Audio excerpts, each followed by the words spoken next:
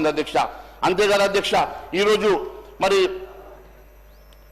దాదాపు ప్రభుత్వం 4 విడతల్లో 25,30,000 మంది రైతులకు 20,616 కోట్లు మాత్రమే రుణమాఫీ చేసింది అధ్యక్ష. ఈ లెక్కన ఇంకా 16.65 లక్షల మంది రైతులకు గాను 10,384 కోట్ల రూపాయలు రుణమాఫీ చేయాల్సి ఉందని చెప్పి స్వయాన మంత్రి గారు చెప్పడం, 1,00,000 మంది రైతులకు మరి 1,000 కోట్ల రూపాయలు పెండింగ్ ఉండగా రుణమాఫీ పూర్తయినట్టుగా ఎలా అవుతుందో ఒకసారి సభకు తెలియాల్సిన అవసరం ఉంది అధ్యక్ష. అంతేకాదు అధ్యక్ష, రైతులకు మాఫీ చేసిన మొత్తం 29,000 కోట్లు మేరకు కోత విధించినటువంటి కటింగ్ మాస్టర్గా మరి మీరు చరిత్రలో మిగిలిపోతారు అధ్యక్ష. గత టర్మ్లో 1,00,000 లోపు రుణమాఫీ చేస్తేనే 19,000 కోట్లు అయితే ఈరోజు 2 లక్షల రుణమాఫీ కేవలం 20,000 కోట్లలో ఏ రకంగా అయిందో మీరే ఒకసారి ఆలోచన చేయాల్సిందిగా మేము తెలియజేస్తా ఉన్నాం అధ్యక్ష.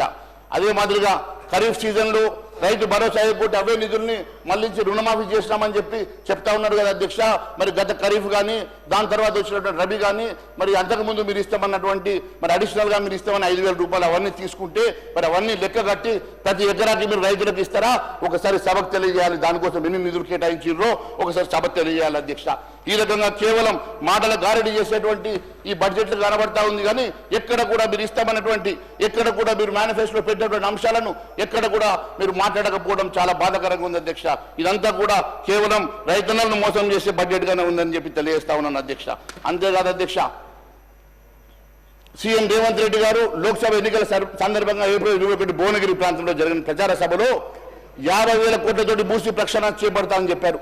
ఆ తర్వాత జూన్ 14న కార్యక్రమంలో పాల్గొన్నప్పుడు జూబెల్లి కృష్ణారావు గారు మాట్లాడుతూ 71,000 కోట్లతో భూసిని ప్రక్షాళన చేస్తామన్నారు. తాజాగా షేర్లింగంపల్లిలో మాట్లాడుతూ 5,00,00,000 కోట్లతో భూసి మరి ఖర్చు పెట్టి భూసిని ప్రక్షాళన చేస్తామంటా ఉన్నారు.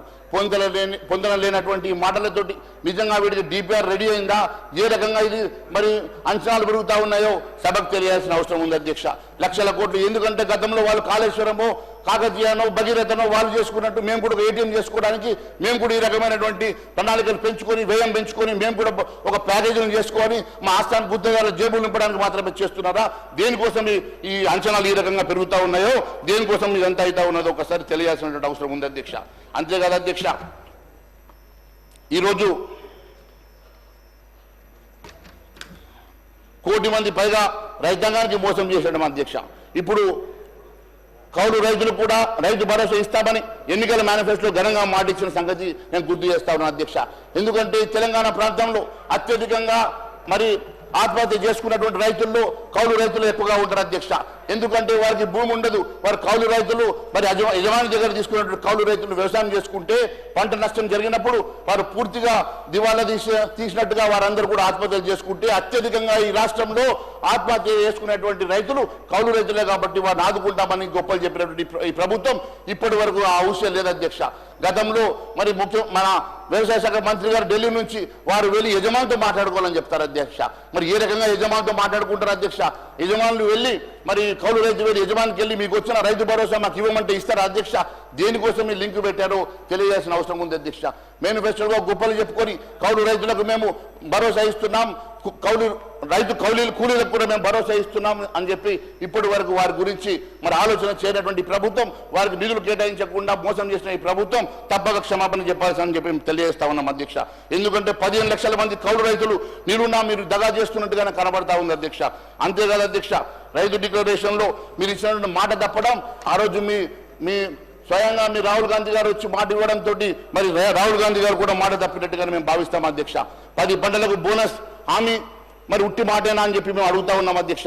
10 పంటలకు బోనస్ ఇస్తామని చెప్పి కేవలం ఈరోజు వరి సన్నాలకు మాత్రమే బోనస్ ఇస్తామని చెప్పడం, మరి గతంలో మీరు ఇచ్చినటువంటి దొడ్డు బియ్యానికి కానీ, గతంలో మీరు చెప్పినటువంటి మరి జొన్నలకు కానీ మక్కలకు కానీ, మరి మీరు ఇస్తున్నటువంటి పత్తికి కానీ, మీరు ఇచ్చినటువంటి అనేకమైనటువంటి కందులకు కానీ, మీరు ఇచ్చినటువంటి అనేకమైనటువంటి 10 పంటలకు మీరు బోనస్ అని చెప్పి వాటి కోసం ఈరోజు నిధులు కేటాయించకపోవడం ఇది చాలా బాధాకరం అధ్యక్ష. మీరు నిధులు కేటాయించడంలో మీరు చిన్న చూపు చూడడం దాకా రైతుల్ని పూర్తిగా మోసం చేయడం కాదని చెప్పి మేము అడుగుతా ఉన్నాం అధ్యక్ష.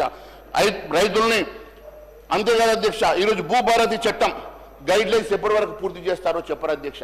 ఎందుకంటే గతంలో మేము భూభారతి మీద మాట్లాడినప్పుడు మరి స్వయంగా మంత్రి శ్రీనివాస్ రెడ్డి గారు లేచి దీనికి మరి ఆ రోజు ఫోరెన్సిక్ ఆడిట్ చేస్తామని చెప్పారు అధ్యక్ష. ఇప్పటి వరకు ఆ అంశం మీద ఎక్కడ కూడా మాట్లాడతలేదు అధ్యక్ష. ఎందుకంటే అధ్యక్ష బడ్జెట్ ప్రసంగం పారా 42, 43లో భూభారతి గురించి ప్రస్తావించారు అధ్యక్ష. చరిత్రాత్మకంగా సంస్కరణ చెప్పుకున్నారు అధ్యక్ష. మరి అసెంబ్లీలో భూభారతి బిల్లు ఆమోదం పొంది 3 నెలలు అవుతుంది కదా అధ్యక్ష. భూభారతి చట్టాన్ని గవర్నర్ ఆమోదం కూడా తెలిపారు కదా అధ్యక్ష. మరి ఇప్పుడు భూభారతి మార్గదర్శకాలను రాష్ట్ర ప్రభుత్వం ఎందుకని విడుదల చేయడం లేదు? ధరణి పోర్టల్లో జరిగిన అవకతవకలు నిగ్గు తేల్చేందుకు ఫోరెన్సిక్ ఆడిట్ నిర్వహిస్తామని చెప్పి హామీ ఇచ్చి ఎందుకోసం అది మరి దాని గురించి బట్టబయలు చేయడం లేదు అధ్యక్ష. ఎందుకంటే అధ్యక్ష 22A భూముల గుట్టు ఎప్పుడు బయట పెడతారు? ఎందుకంటే స్వయంగా మంత్రి గారే చెప్పారు, రెవెన్యూ మంత్రి పొంగులేటి శ్రీనివాసరెడ్డి గారే చెప్పారు. గత డిసెంబర్ జరిగినటువంటి అసెంబ్లీ సెషన్స్ లో ఉప ముఖ్యమంత్రి బట్టి విక్రమార్క గారు మరియు రెవెన్యూ మంత్రి పొంగులేటి శ్రీనివాసరెడ్డి గారు మాట్లాడుతూ సుమారు 25,000 ఎకరాలు చేతులు మారాయి. 2014కి ముందు 22A కింద ఉన్న భూముల్ని 2014 నుంచి 23 వరకు మధ్యలో జాబితా నుంచి తొలగించినట్టు భూముల లెక్కలు కూడా తీస్తున్నాం. మరి ఖచ్చితంగా ఫోరెన్సిక్ ఆడిట్ చేపడితే భూ లావాదేవీలు వెనుక ఉన్నటువంటి గుట్టు బయటపడుతుందని చెప్పేసి మరి చెప్పినటువంటి శ్రీనివాసరెడ్డి గారు దాని మీద గమ్మున ఎందుకు కూర్చున్నారో సభకు తెలియాల్సిన అవసరం ఉంది అధ్యక్ష. 2.5 లక్షల కోట్ల విలువైన 2.5 లక్షల కోట్ల విలువైన 25,000 ఎకరాల అసైన్డ్ భూములు అన్యాక్రాంతమైనట్టుగా సిట్ విచారణ మరి దాని గురించి ఎందుకు మాట్లాడతలేరు అధ్యక్ష? మరి ఆ చట్టసభలో ఆ రోజు స్వయంగా మంత్రి పొంగులేటి శ్రీనివాసరెడ్డి గారు ఉప ముఖ్యమంత్రి బట్టి విక్రమార్క గారు చెప్పిన అంశాన్ని నేను మాట్లాడుతున్నాను అధ్యక్ష. నేను డివేట్ అవ్వడం లేదు. 22Aలో మీరు చెప్పినటువంటి 25,000 ఎకరాల భూమి అన్యాక్రాంతమైనటువంటి అసైన్ భూమి గురించి మాట్లాడుతున్నాను అధ్యక్ష. అది కాక ఫారెస్ట్ భూముల సంగతి ఏంది? అది కాకుండా అనేకమైనటువంటి మరి కొన్ని లక్షల కోట్ల రూపాయలు విలువైనటువంటి భూముల సంగతి కూడా అడుగుతా ఉన్నాను అధ్యక్ష. లక్షల కోట్ల రూపాయలు విలువైనటువంటి భూములు అన్యాక్రాంతమై మరి అవన్నీ కూడా ధరణిలో మీరు మటుమాయం చేసింది గత ప్రభుత్వం.